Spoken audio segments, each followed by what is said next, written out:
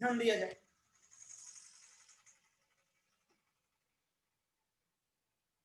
हम लोग ये पीरियोडिक टेबल जब हम लोग स्टार्ट किए थे तो नेटवर्किंग प्रॉब्लम के चलते कुछ पार्ट आपको छूट गया था, उसको हम बता रहे हैं। एलिमेंट्स का ब्लॉक वाइज क्लासिफिकेशन कर रहे थे, तो एस ब्लॉक एलिमेंट और पी ब्लॉक एलिमेंट्स का क्लासिफिकेशन कर चुके थे। नेक्स्ट था D block elements, right. Next है डी ब्लॉक एलिमेंट्स, ध्यान दिया जाए। यानी इस एलिमेंट्स को डी ब्लॉक एलिमेंट्स बोला जाएगा।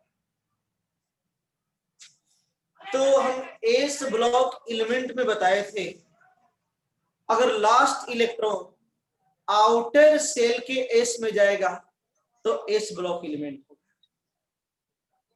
जिस एलिमेंट का लास्ट इलेक्ट्रॉन आउटर सेल के पी ऑर्बिटल में इंटर करेगा, जिस एलिमेंट का लास्ट इलेक्ट्रॉन आउटर सेल के पी ऑर्बिटल में इंटर करेगा उस एलिमेंट को पी ब्लॉक एलिमेंट। तो डी ब्लॉक हम किसको बोलेंगे? इसके लिए कंडीशन है the elements whose last electron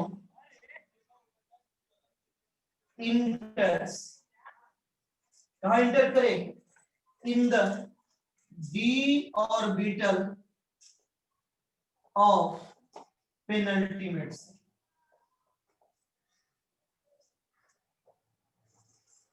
are called D block elements, right? जिस एलिमेंट का यहां तक हो गया था, यहाँ एफ से स्टार्ट करना था सर। एफ ब्लॉक से स्टार्ट करना था। एक ब्लॉक से स्टार्ट करना था।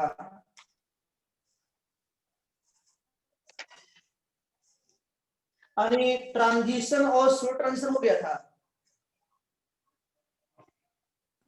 चल देख लेते हैं। No sir, no sir. The elements whose last electron enters in the d orbital of penultimate cell। Penultimate यानी आउटर से पहले वाला। पेनल्टीमेट सेल के डी ऑर्बिटल में लास्ट इलेक्ट्रॉन इंटर करेगा डी ब्लॉक एलिमेंट को। जैसे भी एग्जांपल ले, आयरन को ले लिया है, atomic number 26, 1s2 2s2 2p6 3s2 3p6 4s2 3d6। ध्यान दिया जाए, हम लोग जानते हैं जिस सब सेल का एनर्जी सबसे मोर होगा उसमें इलेक्ट्रॉन सबसे लास्ट में इन करेगा। अकॉर्डिंग टू अबव प्रिंसिपल, जिस ऑर्बिटल का एनर्जी सबसे लेस होगा सबसे पहले उसमें इंटर करेगा, और सबसे लास्ट में जिसका एनर्जी सबसे मोर होगा। तो लास्ट इलेक्ट्रॉन किसमें जा रहा है? थर्ड सेल के डी ऑर्बिटल में इंटर कर रहा है। आउटर सेल, यहां पर आउटर सेल फोर्थ सेल है, तो आउटर से पहले वाला थर्ड सेल और लास्ट इलेक्ट्रॉन किसमें जा रहा है? थर्ड यानी पेनल्टीमेट सेल के डी में जा रहा है। जब लास्ट इलेक्ट्रॉन पेनल्टीमेट सेल के डी में जाएगा तो कैसा element? D block element, right. फिर यहां से क्वेश्चन पूछता है इसका जनरल आउटर इलेक्ट्रॉनिक कॉन्फ़िगरेशन क्या होगा। देता है कि जनरल आउटर इलेक्ट्रॉनिक कॉन्फ़िगरेशन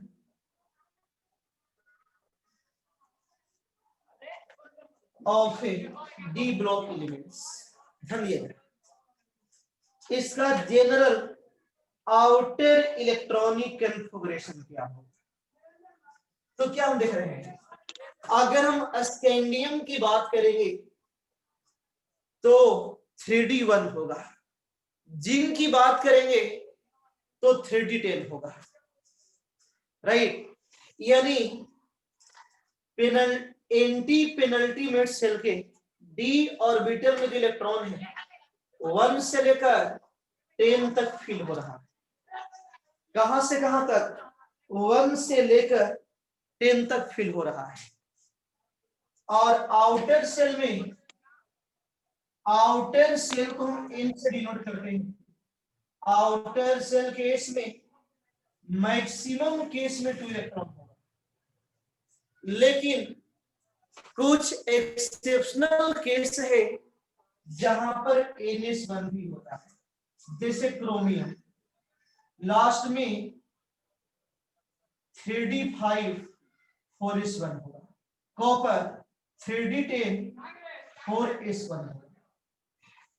यानी आउटर सेल के एस में 1 भी और आउटर सेल के एस में 2 भी, लेकिन मैक्सिमम केस में आउटर सेल के एस में 2 इलेक्ट्रॉन इंटर करेगा। और एक जो केस दिए थे पैलेडियम का, एक्सेप्शनल केस, पैलेडियम के केस में बोला जाए, पैलेडियम के केस में इलेक्ट्रॉनिक कॉन्फ़िगरेशन क्या था इसका? पैलेडियम का इलेक्ट्रॉनिक कॉन्फ़िगरेशन, पैलेडियम का इलेक्ट्रॉनिक कॉन्फ़िगरेशन बोला जाए,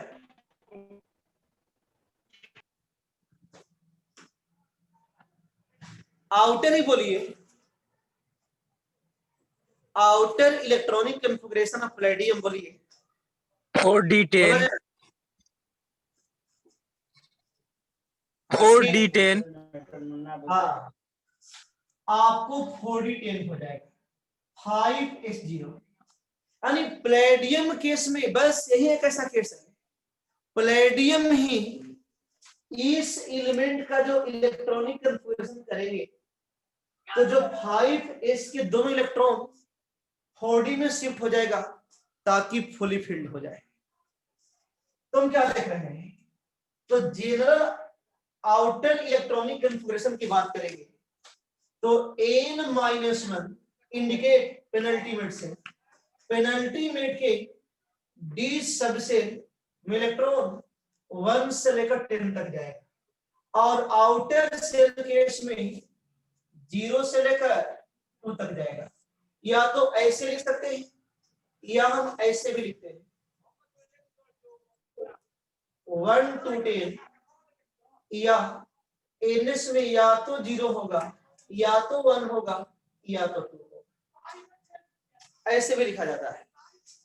तो इसके डी ब्लॉक एलिमेंट्स के जनरल आउटर इलेक्ट्रॉनिक कॉन्फ़िगरेशन को हम इस 2 तरीके से राइट कर सकते हैं, n-1d 1 to 10 NS 0 to 2, या n-1d 1 to 10 NS 0 और 1 और 2।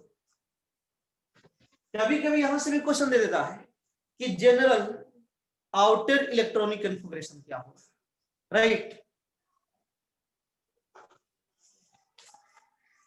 अब ध्यान दिया जाए, डी ब्लॉक एलिमेंट्स को ट्रांजिशन एलिमेंट्स कहा जाता है। D block elements are known as transition elements. अब आपके माइंड में क्वेश्चन आ रहा होगा, इसको हम ट्रांजिशन एलिमेंट्स क्यों बोलते हैं? What is the meaning of transition element? D block elements are called transition elements, right? D block elements are called transition elements. Clear? बोला जाए? Yes sir. Yes, अब sir. ध्यान दीजिए, नेम से ही लग रहा है ट्रांजिशन, प्रॉपर्टी का ट्रांजिशन हो रहा है। अगर आप एस ब्लॉक एलिमेंट की बात कीजिएगा जिसमें दो ग्रुप है, ग्रुप फर्स्ट और ग्रुप सेकेंड, आपको S block elements highly reactive metals होते हैं क्योंकि साइज बड़ा है। पीरियड में लेफ्ट टू राइट जाएंगे साइज डिक्रीज करेगा। साइज बड़ा है तो क्या होगा, इजिली इलेक्ट्रॉन को लॉस करेगा। न्यूक्लियस आउटर इलेक्ट्रॉन को लेस फोर्स से अट्रैक्ट करता है जिसकी वजह से इजिली लॉस करेगा, स्ट्रॉन्ग मेटल होगा। और पी ब्लॉक में जाइएगा तो कुछ मेटल्स हैं, फिर बीच में मेटलवाइड्स और लास्ट में नॉन मेटल। माइक लोग ऑफ रखें।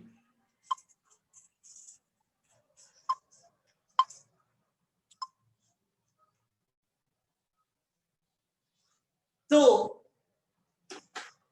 ध्यान दीजिए, तो यहां से ध्यान दीजिएगा कि आपको एस ब्लॉक एलिमेंट्स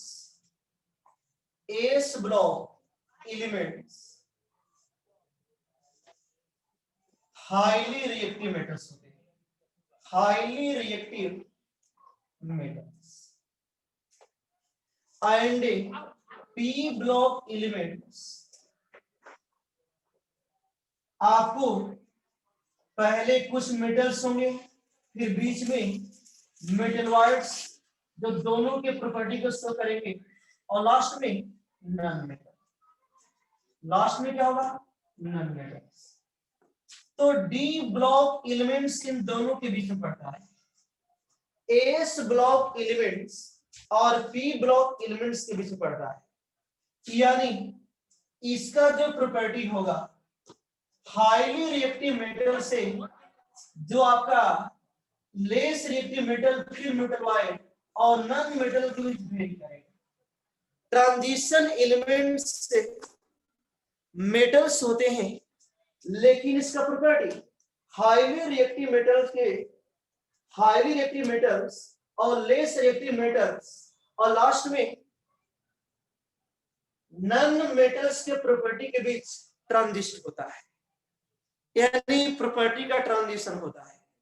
इसीलिए इसका जो नेम दिया गया ट्रांजिशन एलिमेंट्स। और कुछ और प्रॉपर्टी है, इसके दो तीन और इंपॉर्टेंट प्रॉपर्टीज है जिस बेसिस पर इसको ट्रांजिशन एलिमेंट्स बोलते हैं। तो क्या क्या इसका मेन प्रॉपर्टी है? सबसे फर्स्ट है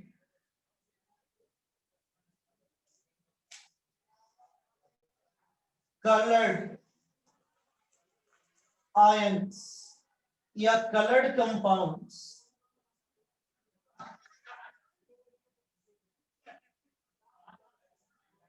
formation, right? Coloured ions and coloured compounds formation, transition elements का main property. Transition elements shows some important properties. First is colored ions और colored compound formation. ट्रांजिशन का मतलब है आपको प्रॉपर्टी का ट्रांजिशन होना, हाईली रिएक्टिव मेटल से less reactive metal और नॉन मेटालिक कैरेक्टर के बीच। लेकिन जो मेनली हम डिफाइन करते हैं इसके प्रॉपर्टी के बेसिस पर कि D block elements mainly coloured ions या कलर्ड कंपाउंड्स का फॉर्मेशन करते हैं। सेकेंड है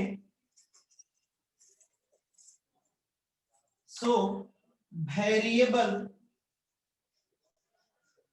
oxidation states, right, variable oxidation states. इसके बाद है कॉम्प्लेक्स फॉर्मेशन, आगे पढ़ेंगे। एक कॉम्प्लेक्स का भी फॉर्मेशन करता है, यहां से कैटलिस्ट की तरह बिहेव करता है, जो आगे देखा जाएगा। दो इंपॉर्टेंट इसका प्रॉपर्टी है, कलर्ड आयंस और कलर्ड कंपाउंड्स का फॉर्मेशन, और वेरिएबल ऑक्सीडेशन स्टेट को शो करता है। जैसे हम कॉपर की बात करेंगे, Cu प्लस Cu2, आयरन की बात करेंगे Fe2 plus and Fe3 plus, ferrous and ferric. ये तो दो इंपॉर्टेंट है। आयरन के कुछ और ऑक्सीडेशन स्टेट्स होते हैं। तो ट्रांजिशन एलिमेंट्स का मेन प्रॉपर्टी क्या क्या है? कलर्ड आयंस का फॉर्मेशन, कलर्ड कंपाउंड का फॉर्मेशन, और वेरिएबल ऑक्सीडेशन स्टेट को शो करना, कॉम्प्लेक्स का फॉर्मेशन, कैटलिस्ट की तरह बिहेव करना।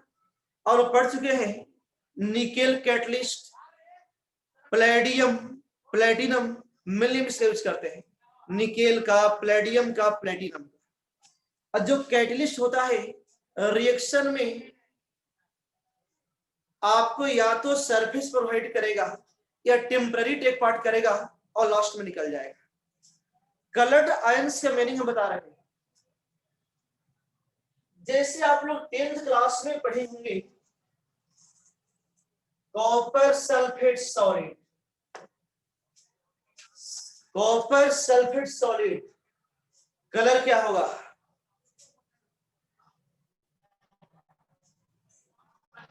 बोला जाए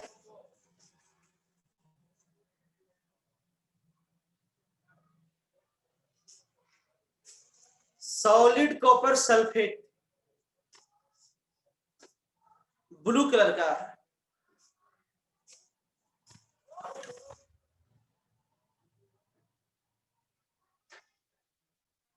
सब लोग को ब्लू आ रहा है,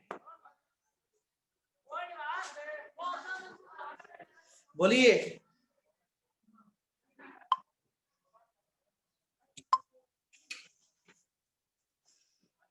ब्लू नहीं होता है, अगर एनहाइड्रस फॉर्म में हो, ग्रीनिश भी नहीं होगा, कलरलेस होगा।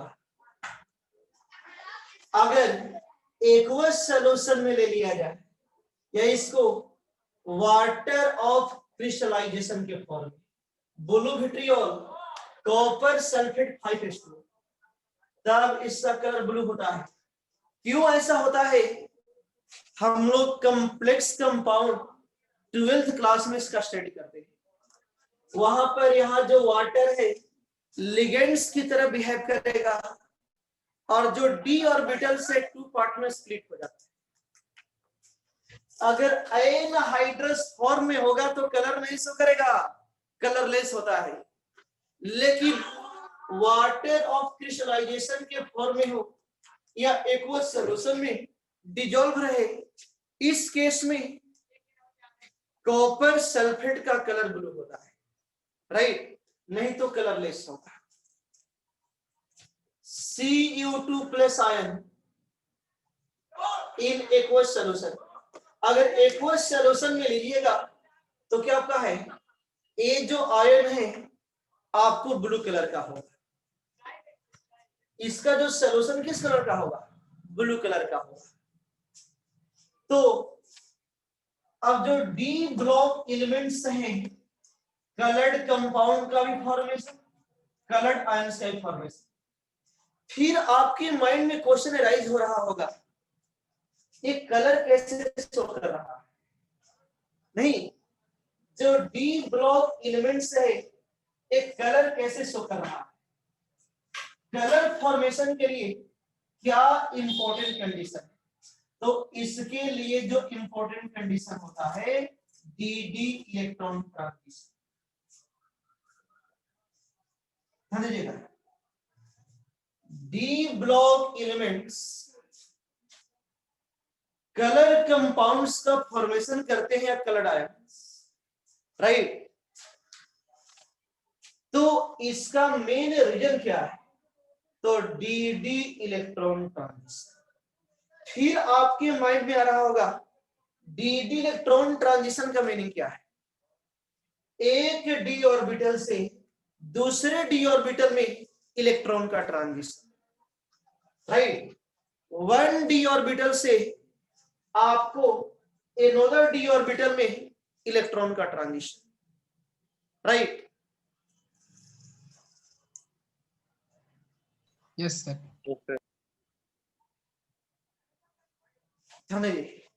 वाटर ऑफ क्रिस्टलाइजेशन पर कैसे डिपेंड करता है?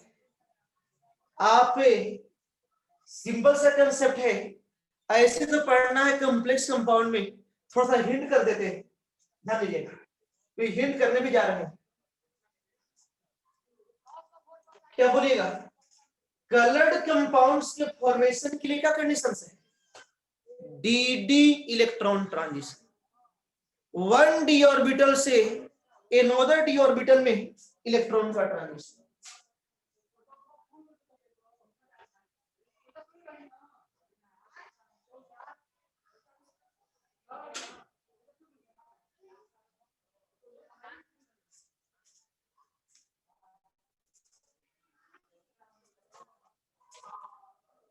ध्यान दिया जाए।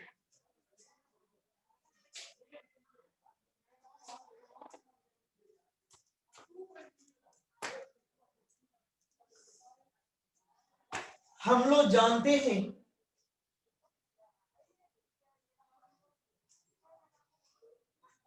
there are 5 d orbitals, dxy, dyz, dxz, dx square minus y square and dz.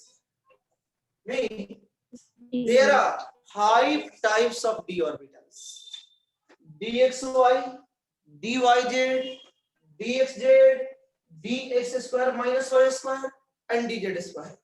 ये हम लोग स्टडी कर चुके हैं और ये भी हम बता चुके हैं इसमें से जो 3 है ये बिटवीन द एक्सिस वाला है, बिटवीन द एक्सिस, और जो लास्ट वाला 2 है अलोंग द एक्सिस, राइट। यानी इस केस में dxy की बात कीजिएगा तो जो ऑल 4 लोब्स हैं x और y एक्सिस के बीच होगा। इस केस में अगर इसको लीजिएगा तो y और z एक्सिस के बीच में होगा। इसको लेंगे तो जो ऑल 4 लोब्स हैं x और z के बीच में होगा। लेकिन इसको ले लेंगे तो along the axis आपका 2 लोब्स x के along होगा और 2 लोब्स y के, और dz स्क्वायर को लेंगे तो क्या हो जाएगा? आपका 2 लोब्स z के अलोंग होगा और z एक्सिस के अबाउट एक सर्कुलर इलेक्ट्रॉन फ्लो, ये हम जानते हैं। तो आगे हम पढ़ाएंगे, जैसे मान लीजिए ऑक्टाहेड्रल अभी स्ट्रक्चर नहीं सिखाए हैं, आगे वो आएगा। अगर ऑक्टाहेड्रल कॉम्प्लेक्स हो जाए तो उसका जो स्ट्रक्चर होता है 4 एक प्लेन में होता है। ऐसे 4 एक प्लेन में, एक अप टू द प्लेन और एक डाउन, इस तरह से हो जाएगा। आपको यहां से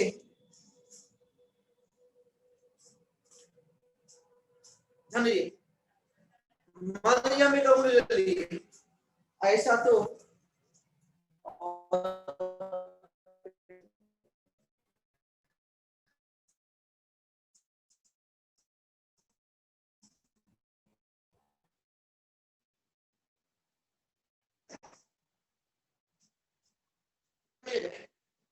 आपको ऑक्टाहेड्रल कॉम्प्लेक्स करेंगे। सर वीडियो रुक गया है और एक जो ऑर्बिटल होगा, क्या बोलिए सर, वीडियो रुक गया था सर, ब्लर भी आ रहा है। रुक रहा है। ब्लर भी है सर। ध्यान दीजिए, अब ठीक आ रहा है।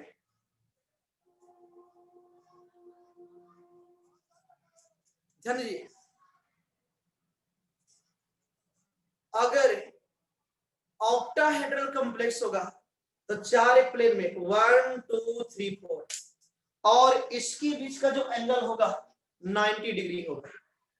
90 90 90 90, और एक अप टू द प्लेन ऐसे होगा, अप टू द प्लेन, और एक डाउन टू द प्लेन होगा। तो यहां से अगर मान लीजिए इसको मान लीजिए एक प्लेन में है, और एक अप टू द प्लेन, एक डाउन टू द प्लेन। अगर इसको एक्स एक्सिस मान लिया जाए, ये 90 पर है तो वाई हो जाएगा। बोलिए आप लोग। Yes sir. और यहाँ जो इसके परपेंडिकुलर होगा जेड हो जाएगा, एक्स एक्सिस, वाई एक्सिस और जेड एक्सिस। ठीक है, तो यहां से जो D X square Y square होगा, यहां आपको डी ऑर्बिटल्स में जो D X square Y square, उसके जो लोब्स होंगे इस एक्सिस के लंब हो जाएंगे, बोला जाए। Yes sir. इसके अलोंग हो जाएंगे। और डीजेड स्क्वायर को लेंगे, जो परपेंडिकुलर जो ऑर्बिटल है यहां से जो डीजेड स्क्वायर होगा उसके जो लोब होगा जेड एक्सिस के लंब हो जाएगा। राइट, तो अगर ऑक्टाहेड्रल हो जाएगा तो जो वाटर मॉलिक्यूल्स उसके तरफ अप्रोच करते हैं, वाटर मॉलिक्यूल जब अप्रोच करते हैं तो कैसे करेगा। अगर ऑक्टाहेड्रल कॉम्प्लेक्स है तो आगे सीखेंगे, आपको इस बॉन्ड के लॉन्ग अप्रोच करता है तो वाटर मॉलिक्यूल्स आएगा, तो सामने कौन पड़ेगा, D X square Y square की डी एक्स वाई। वीडियो काफी ब्लर है, सब तो ब्लर आ रहा है। Yes sir. दिखाई नहीं दे रहा है सर, क्या थोड़ी देर सब बाद में तो वीडियो पढ़ाएंगे, रुक रहा है। या नेटवर्क ही नहीं है। ठीक, बाद में बता देंगे, इंपॉर्टेंट कंसेप्ट है। अब वीडियो नहीं काम कर क्या करें हम। ठीक है, तो बाद में बताएंगे। कब ठीक है, सर? एंड करें क्लास। अरे कब सर?